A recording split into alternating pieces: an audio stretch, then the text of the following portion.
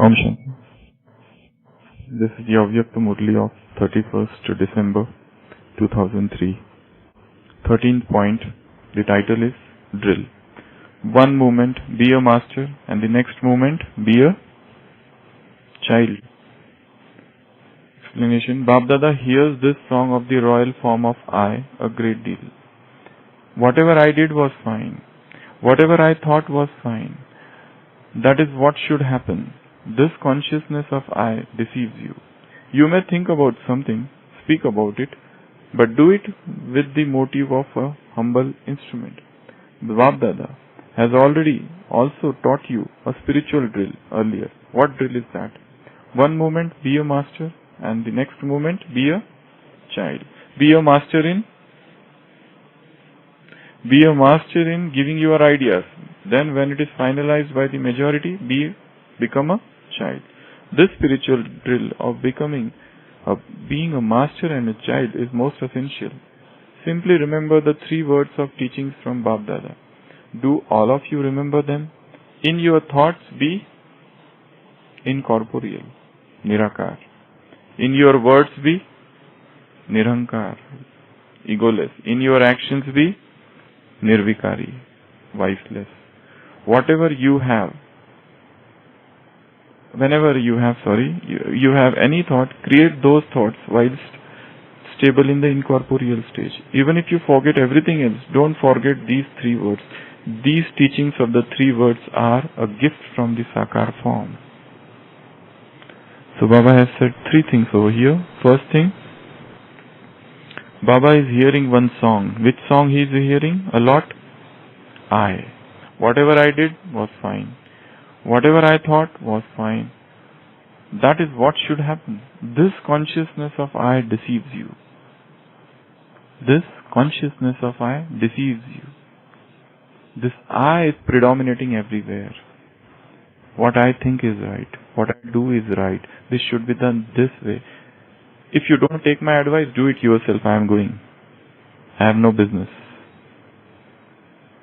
Follow what I say. Do what I say. This I everywhere. This is a great deceiver. It deceives you everywhere. Because what Baba is saying here, whenever you think about something, speak about it, but here you have to do with the motive of a humble instrument. Because whenever this I predominates, this feeling of being an instrument disappears totally. I remains. Instrument feeling goes away. And this I is a great deceiver. This I is a great deceiver. And how this I comes? This is so subtle, even we don't realize.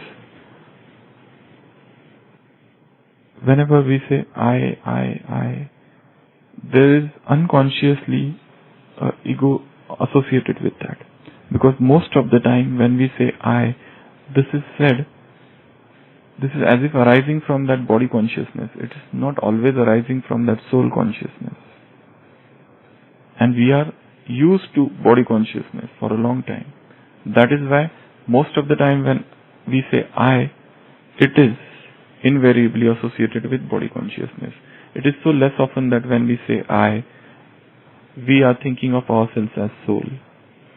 So this practice is very much necessary to dissolve this I of body consciousness. Because we know our specialities, we know what we are, and when somebody points out a flaw, a defect, we are angry, we are upset. Because here that I is hurt deeply. This I feeds on some ingredients like praise, attention, care. When these ingredients are not provided to this I rebels And this rebellion is so subtle, then it is manifested in the form of vices. So the basic thing is to study this I. If suppose people are not giving much attention to me, how do I feel? If people don't give me their love, how do I feel? If they don't give me their attention, love, care, support, how do I feel? If when I am not given all of these things and still I am stable, that means we are walking in the right direction. But when we are deprived of all these things and there is a fluctuation, upheaval in our stage, probably this I is sitting inside in a very majestic manner. There was once a sculptor and he used to make beautiful statues. Once the angel of death came to him and told him that next day evening death is coming to take him away. So whole day he is so troubled and worried. What he does, because he was a very dexterous sculptor, so what he creates 11 different statues. All those statues are so much similar to him that anybody would get deceived, and he also stands there. This is an imaginary story, and he also stands there as a 12th statue. So in the evening, those angels of death come, and they are confused. Who is the real man? Because everybody is looking alike. So those angels go back to God, and they tell him, this is the thing, what should we do? We are confused. You told us to bring that man, but there are 12. How to bring? So God says something in their ears, and they come back. And those angels start moving around those statues. And then they reach one statue, and they say, this statue is so beautiful, but there is a flaw. But there is a defect. And because of this defect, this one defect, this statue is not so beautiful. And this man who was just standing there, he jumps out and says, who told? What defect? It is not possible that this statue has got defect. I have made them.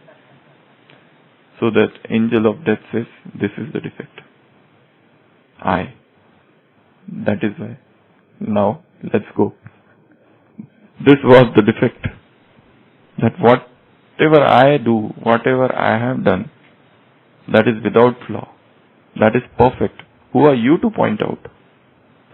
This I deceives. How it comes, when it comes, how subtly it comes, that we need a very keen eye, a very analytical mind. Myopic vision will not help. We need to have that, a mind that can x-ray each and every situation. Such subtlety of mind is necessary. So, how the I comes, when it comes, what are the situations, when it becomes all the more powerful, that is what is required. That requires a very deep analysis. Second thing Baba said here is about spiritual drill. Which spiritual drill? Be a master, be a child. When to become a master and when to become a child. This balance is very important. Master, child. Master, child. Child means a person who is obedient. When to obey and when to talk with authority as a master. Baba often uses this phrase for meetings. Whenever you are in a meeting, you give whatever you think is right, your opinion, your ideas, your notions about things, your planning, your viewpoint, your perspective. But when things are finalized, then you should not bring that thing in between. You have to accept what is accepted by majority. You have to keep that little I aside, that little ego aside. But If suppose I do not keep it and I carry that grudge against somebody that they have not accepted my opinion, my viewpoint, and they always do like this, and they always avoid me, avoid my opinion, that time, this feeling of being insulted deepens, and that can manifest as revenge in future. So that is why be master while giving your opinion, be master, but when it is finalized, become a child and accept. This is one situation where you practice this drill. What are the other situations where you have to balance this being a master and child? While seeing patients, you become a master. And when you will become child? When you become patient. Oh! If a doctor doctors a doctor, is the doctor who doctors a doctor doctors a doctor, is the way the doctor doctorizing a doctor. Think what I said. This is a difficult English sentence they say. So, being a doctor, you are master. But when you a doctor becomes a patient, but this is very much specific for doctors, tell in general, for everyone. So, okay, this can be taken as second situation. Third, but what is the question of being master here? Master, something. While you are narrating this knowledge to others, be a master and give this knowledge. No matter in front of you any VIP is sitting. No matter whosoever is sitting in front of you. Because who has given you the authority? The supreme authority has given you the authority. So you need not to fear. There might be people who have read all the scriptures and you are told to give a speech in front of them on Bhagavad Gita. You are fearing, I don't know Bhagavad Gita and these people are stalwarts, masters. How will I speak? There you have to become a master. And suppose when they become a speaker, you become a child. No need to oppose them because you know that they are in the darkness. They do not know the truth. Let them assert whatever they are saying. Because many times we conduct conferences. So we have to respect them. They talk about omnipresence of God. Sitting on they stand on the dais and talk about the omnipresence of God. We know what is it. But we have to still sit like a child and listen. Because we have called them. They are our guests. So that is one situation where you can become master and child. Yes. If you are teaching something, you can be a master. But if you are learning something, you should be a child. Yeah. Yes. That is a very, very, very delicate point. When you ask for feedback, that time you should become a child. But there is one more thing to it. You teach as if you are a master, but then feedback are so varied, so different feedbacks. There would be negative feedback, there would be positive feedbacks. You have to remain stable in your own position, in your own stage. If you get 10 negative feedbacks and 1 positive feedback, one is to listen to them, okay. But when you know that you are right, and you are talking Gyan, and you have the authority of Gyan, and those people are denying whatever you are saying, and giving you negative feedback, that time you need not to get influenced by their opinion. About the content, you are talking about the, yes, in that way you should always become a child. Yes, right. She's right. You have to be a child and accept, because it is very egoistic to say that, no, I don't want to listen to what they are talking about me or what I said.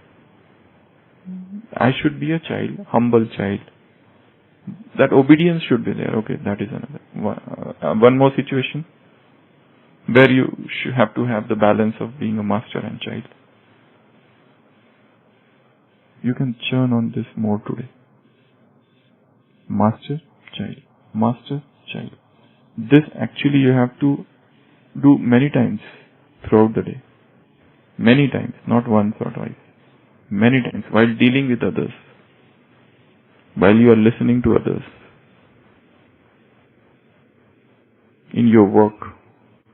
In dealing with your boss. whosoever is your in charge. When it is absolutely gross injustice or something, you have to become master and tell the truth. This is the truth. But on the other side, you have to become child. When you are instructed that it is like this only, that time you have to assume that role of a child. Otherwise there would be conflicts. There are two rules about boss and his employee. Rule number 1 is boss is always right. And rule number 2, if boss is not right, follow rule number 1. That is, boss is always right. Yes? King can do no wrong. Okay. So, in our workplace, this balance is very much required. Because we have to work, there would be some juniors, some seniors and some colleagues. 3 things always. There would be some people who are seniors, some juniors and some would be colleagues. So, you have to know, strike this balance, where to become a master, where to become a child. Because sometimes when you have to become a child and if you become a master, that time great conflicts can arise. Great conflicts can arise. This is a more dangerous situation. First situation is less dangerous. You have to become a master but you become a child. Okay, not much harm. But when you have to become a child and you became a master, that time more conflicts, more sorrow, more suffering, more quarrel can happen. Because you have to become a child, you have to become a humble person and you are becoming haughty or arrogant. That time people may not tolerate. So that is this. So work on this today. And third thing Baba said is, when you think, be incorporeal stage. When you speak, it should be egoless. And when you act, they should be viceless. Nirakari, Nirvikari, Nirankari. This is a gift from Sakar form. This is a gift from Sakar form. And whenever we are in the bodiless stage, and whatever thoughts we think, those thoughts are very much elevated. Most of the times when we think, we plan, we are not in bodiless stage. We are in body consciousness and then we plan. That's why yesterday we talked about drills in subtle world. Tell Baba about the planning of the day, Amrit Vela itself. Because that time we are in that Nirakari stage, in that incorporeal stage. And in incorporeal stage, we are making planning for what we have to do whilst we are corporeal. So, this planning would be very much spotless, will not be prejudiced. So, think in the incorporeal stage. Whatever you speak, that should be egoless. I.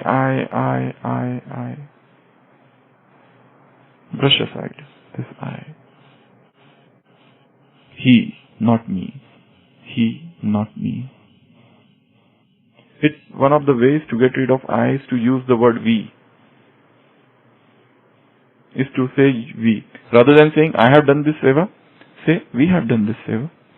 Rather than saying that I had gone to a particular place and did this service, you have to change the language. Change the language. Maybe you are very much egoistic. You can keep your ego. But change.